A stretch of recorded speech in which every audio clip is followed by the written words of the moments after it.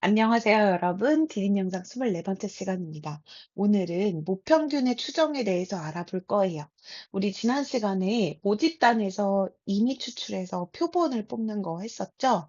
그리고 그 표본의 평균, 분산, 표준 편차 구하는 내용에 대해서도 구해봤었던 거 기억하실 거예요. 우리는 그렇게 표본을 하나 뽑아서 그 표본의 평균, 분산, 표준 편차 등을 가지고 모집단의 특성을 예측하는 게 가장 하고 싶은 내용입니다. 근데 여러분이 이 부분이 조금 잘 이해가 안 되실까 봐 선생님이 예시를 조금 들어보려고 해요. 그래서 특별히 준비한 게 있습니다.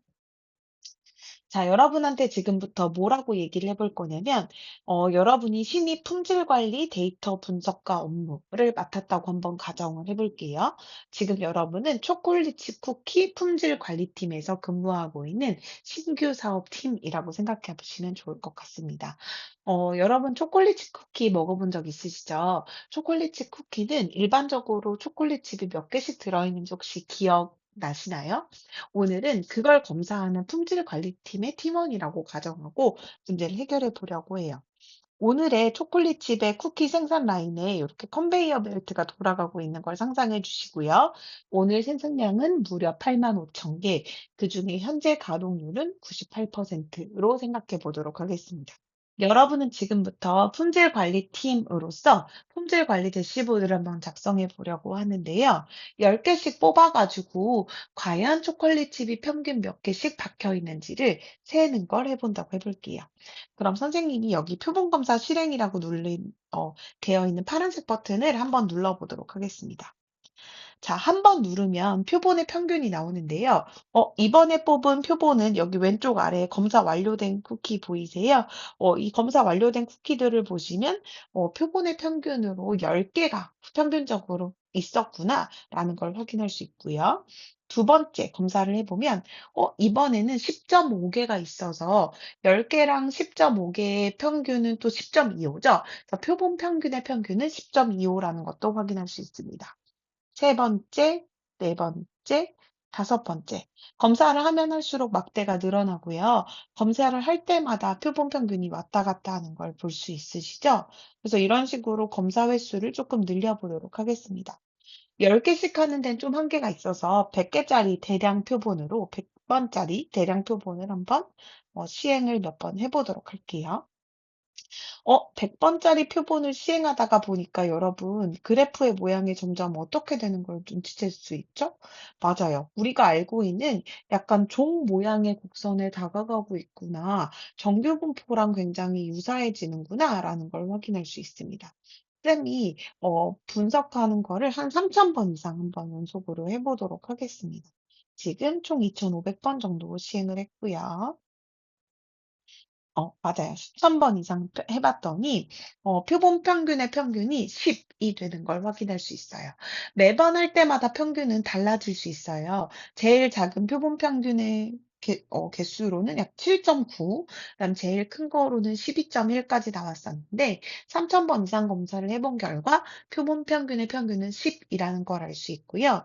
모집단의 평균도 기밀이 해제됐으니까 확인해 본다면 모집단의 평균도 10개였구나라는 걸 알 수 있습니다. 그러니까 여러분은 표본 평균을 통해서 모평균을 예측할 수 있을 텐데요. 표본 평균 한 개만 딱 뽑았을 때는 모평균을 100% 예측하기는 어려울 수 있겠죠. 여러 번 뽑다 보면 모평균을 예측할 가능성도 높아진다는 걸 알 수 있고요. 그럼 표본 평균 한 개로 모평균을 예측하려면 여러분은 어떻게 예측해야 할까요? 정확한 값으로 예측하기는 어렵기 때문에 우리는 지금부터 구간으로 예측을 할 거고요. 그 방법을 설명해 드리려고 합니다. 교과서로 돌아가 볼게요.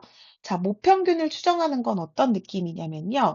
표본의 평균이나 표준 편차와 같이 표본으로부터 얻은 자료를 이용해서 모집단의 평균이나 표준 편차를 예측하는 것을 추정이라고 불러요. 우리는 이런 거 언제 많이 쓰냐면요. 이제 곧 있으면 지방선거가 있을 텐데 그런 선거를 하고 나서 출구조사 같은 걸 하죠. 그럼 사람들의 생각을 기본적으로 알아낼 수 있고요. 그 출구조사를 통해서 비교적 당선자를 정확하게 예측하는 것도 가능합니다. 우리가 당장 일상생활에서 많이 쓰고 있는 분야 중에 하나예요. 그러면 이제 어떻게 추정하는지를 한번 알아보도록 할 건데요. 정규 분포를 따르는 모집단에서 크기가 n인 표본을 이미 추출했을 때 표본 평균은 어떤 분포를 따르는 게 알려져 있냐면 평균은 모평균을 그대로 가져가고 그다음에 분산은 모분산을 n분의 1로 한 것만큼 따른다는 걸 우리가 지난 시간에 확인했었죠. 그럼 이때 이게 x바의 분포라고 한다면 x바를 표준화시킵니다. 어떻게 표준화시키냐면요. z로 표준화시킬 때는 x바에서 평균을 빼고 그때의 표준 편차로 나누면 되겠죠. 요렇게 해서 표준화를 시키면 이 표준화된 정규분포 변수는 n 0,1을 따른다는 걸 알 수 있습니다. 그리고 한편 표준 정규분포 표에서 알 수 있는 사실이 있는데요. 이거 여러분 문제 풀 때 우리 이 표 여러 번 봤었죠? 이 표를 보시면 뭘 알 수 있냐면 1.96이라는 숫자를 찾아보면요. 여기 0.475 보이세요? 그래서 이거 0부터 1.96까지 여기일 확률이 0.475라는 얘기고요. 그럼 반대로 이쪽도 0.475가 되겠죠? 그럼 여러분 0.475랑 0.475를 더하면 어떻게 되죠? 맞아요. 이렇게 반올림을 하면 95%가 요 안에 있는 범위라는 걸 알게 됩니다. 그래서 결론적으로 마이너스 1.96부터 1.96 사이에 있을 확률이 늘 95%라는 걸 알 수 있어요. 그런데 우리가 Z를 요렇게 놓기로 했었으니까 요렇게 놓고 마이너스 1.96부터 1.96 사이에 있을 확률도 95%라는 걸 알 수 있고요. 우리 요 식을 변형해 가지고 좀 만들어 볼 예정인데요. 양변에 루트 n분의 시그마를 곱한 다음에 한번 출발해 보도록 하겠습니다. 대단한 건 아니고요. 여기 양변에 루트 n분의 시그마를 곱한다고 생각하면 어떻게 될 거냐면 마이너스 1.96 곱하기 루트 n분의 시그마 그다음 x바 빼기 m 그다음 1.96 곱하기 루트 n분의 시그마 이렇게 되겠죠. 그런데 우리가 궁금한 건 지금 목평균이기 때문에요. 요것만 남기기 위해서 양변에서 x바를 뺀다고 생각해 보도록 하겠습니다. 그럼 x바를 빼면 마이너스 x바에 마이너스 1.96 곱하기 루트 n분의 시그마 그 다음에 마이너스 x바에 1.96 곱하기 루트 n분의 시그마가 될 거예요. 자, 우리가 역시 궁금한 건 m인데 여기 마이너스 부호가 있으니까 양변에 마이너스 1을 곱하면요. 부등호 방향 바뀌는 거 아시죠? 그래서 부등호 방향은 바뀐 채로 써보면 x바 더하기 1.96 곱하기 루트 n분의 시그마 부등호 방향 바뀌고 n은 x바 빼기 1.96 곱하기 루트 n분의 시그마가 될 겁니다. 다시 말하면 여러분 이 평균이라는 값은요. 우리가 구한 표본 평균 값에서 1.96 곱하기 루트 n분의 시그마를 뺀 것과 더한 것 사이에 있다는 거고요. 그럴 확률이 무려 몇 프로라는 거예요? 95%라는 겁니다. 그래서 정리하면 이렇게 되고요. 모평균 m이 요 사이에 있을 확률이 95%라는 걸 의미해요. 이때 표본 평균 x바의 값을 스몰 x바라고 할 때 그 스몰 x바를 이용해서 실제로 구한 이 구간을요. 우리가 실내 구간이라고 부르고 95%의 실내 구간이라고 부릅니다. 이 1.96이라는 숫자가 쓰여 있는 것을요. 그리고 마찬가지로 2.58이라는 숫자를 쓰는 경우가 있는데 여러분 2.58 한번 따라가 볼게요. 2.58 이 표에서 따라가 보면요. 여기 0.4951 보이세요? 실제로 0.4951이랑 0.4951을 실제로 더하면 이렇게 돼요. 다시 말하면 99.02%라서 99%를 초과하는데 일반적으로 99.0이니까 99%라고 보아서 이 2.58과 마이너스 2.58 사이에 있을 확률을 99%라고 봅니다. 그래서 아까랑 똑같은 식의 이 숫자 1.96 대신에 마이너스 플러스 1, 마이너스 2.58 플러스 2.58을 쓴 식을 99% 신뢰 구간이라고 불러요. 이걸 처음으로 정리한 수학자를 네이만이라고 하네요. 근데서 여러분 이렇게 식을 막 정리했어도 이게 대체 무슨 말인지 잘 모르겠죠. 정리를 해보면 이렇게 생각하시면 돼요. 여러분이 표본 평균을 한번 딱 뽑으면요. 이 표본 평균 X반은 확률 변수이기 때문에 매번 다른 값을 가집니다. 우리 좀 전에 봤던 초콜릿 칩 쿠키의 평균 개수처럼요. 원래 모평균은 10인데 어떨 때는 막 7.1이 나오고 어떨 땐 12.1이 나오고 어떨 땐 9.8이 나오는 시기예요. 그래서 그 x 바를 기준으로 여러분이 마이너스 1.96 곱하기 루트 n분의 시그마 말하자면 표준 편차, 그다음 더하기 1.96 곱하기 루트 n분의 시그마 요렇게 더한 거 빼고 더한 값으로 구간을 정하고 나면요. 그 구간 안에 모평균이 들어올 확률이 95%란 얘기잖아요. 이런 의미입니다. 여러분이 표본을 뽑을 때마다 그 표본의 표본 평균은 달라져요. 그런데 마이너스 1.96 곱하기 루트 n분의 시그마를 더한 것과 뺀 것 사이로 구간을 이렇게 정합니다. 그럼 이렇게 매번 구간을 정하면 어떤 일이 벌어지냐면 그 구간 안에 모평균 m이 100번 중에 95번의 확률로 이 구간 안에 들어오고요. 아주 일부의 경우 이렇게 벗어나는 경우도 생기겠죠. 그런데 대부분의 경우에는 그 표본 평균으로 정한 구간 안에 들어온다는 거고요. 그래서 모평균 M의 신뢰도 95%의 신뢰 구간의 뜻은 무엇을 뜻하냐면 모집단으로부터 크기가 n인 표본을 여러 번 추출하여 신뢰 구간을 만드는 일을 반복해요. 예를 들어 100번을 신뢰 구간을 만듭니다. 그러면 그때 신뢰 구간 중에서 약 95%는 모평균 M을 포함한다는 뜻이에요. 물론 아주 가끔 벗어날 수도 있지만요. 그래서 정리해보면 이렇게 됩니다. 정규분포 n 시그마 제곱을 따르는 모집단에서 크기가 n인 표본을 임의로 추출하면 표본 평균 x바의 값이 모인 x바, 그 다음 모평균 m의 신뢰 구간은 다음과 같다. 95% 신뢰 구간이랑 99% 신뢰 구간을 각각 구할 수 있는데 이 둘의 차이는 사실 신뢰 상수밖에 없어요. 신뢰 상수가 95%일 때는 1.96이고 95%일 때는 2.58이라는 차이가 있고요.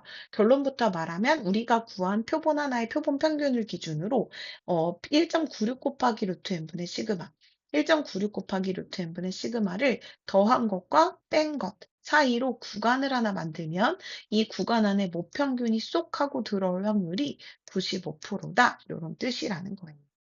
그래서 예제 1번을 한번 해결해 보도록 하겠습니다. 어느 고등학교 남학생들의 하루 운동 시간은 모평균이 M이고 모표준 편차가 10인 정규 분포를 따른다고 한대요.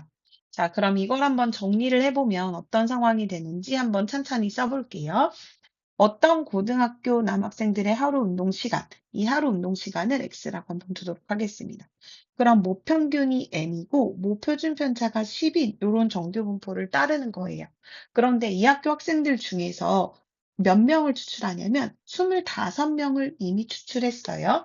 그랬더니 그 딱 평균이 42분이었대요. 다시 말하면 X바 값이 42였다는 겁니다.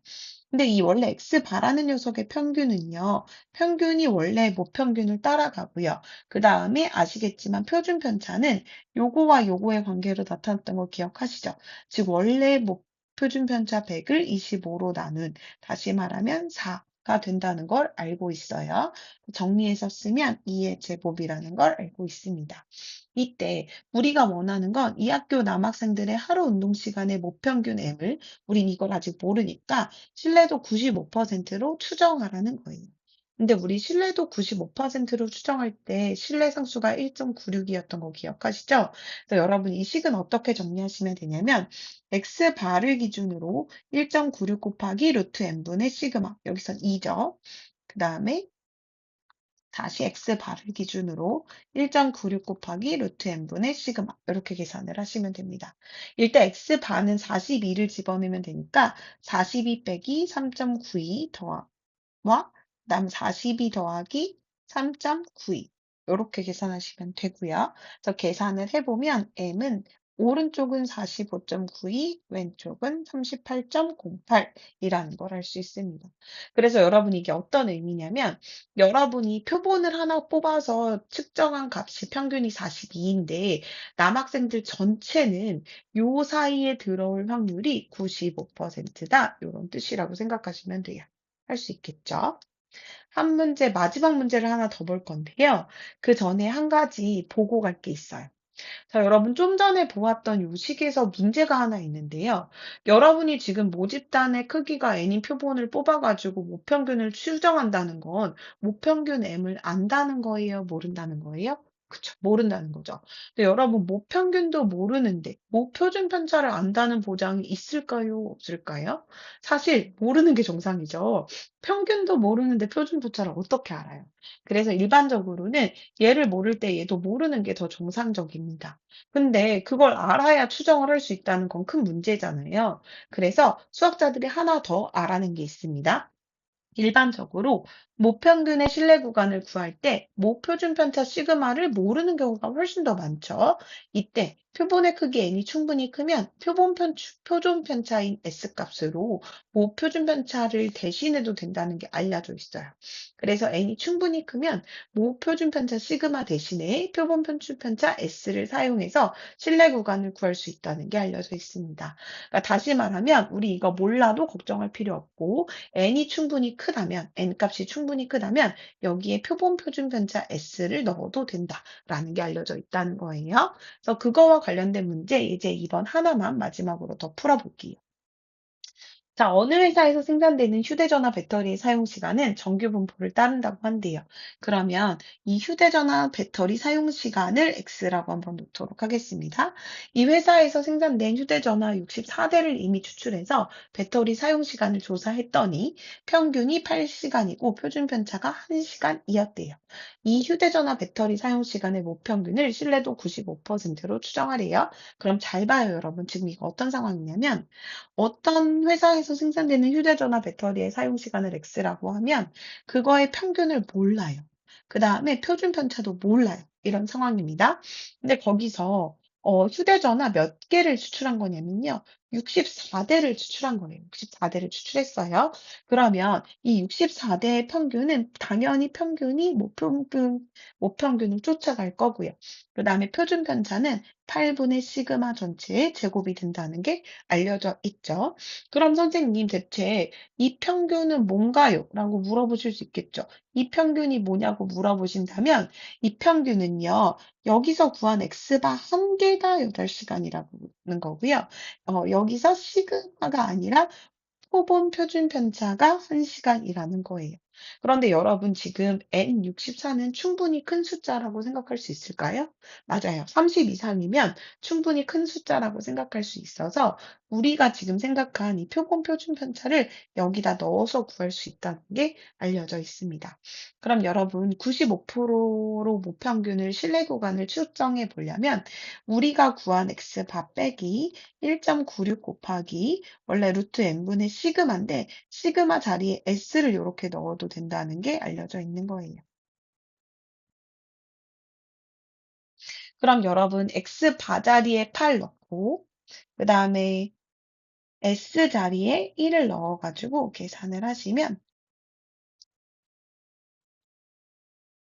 이렇게 됩니다. 그래서 예쁘게 계산을 끝내시면요. m은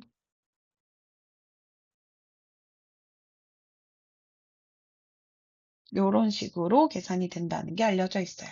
그러니까 여기서 여러분이 x 바자리에 8 넣는 거, 그다음에 이게 충분히 크기 때문에 모표준 편차 대신에 요거 여기다 넣는 거. 이 두 가지만 정확하게 기억하고 계신다면 이 실내 구간을 구할 수 있다. 그래서 수업 시간에 연습을 해보자. 라고 생각하고 오셨으면 좋겠습니다. 쉽지 않았죠, 여러분? 수고하셨고요. 수업 시간에 다양한 문제 풀어봐요. 안녕.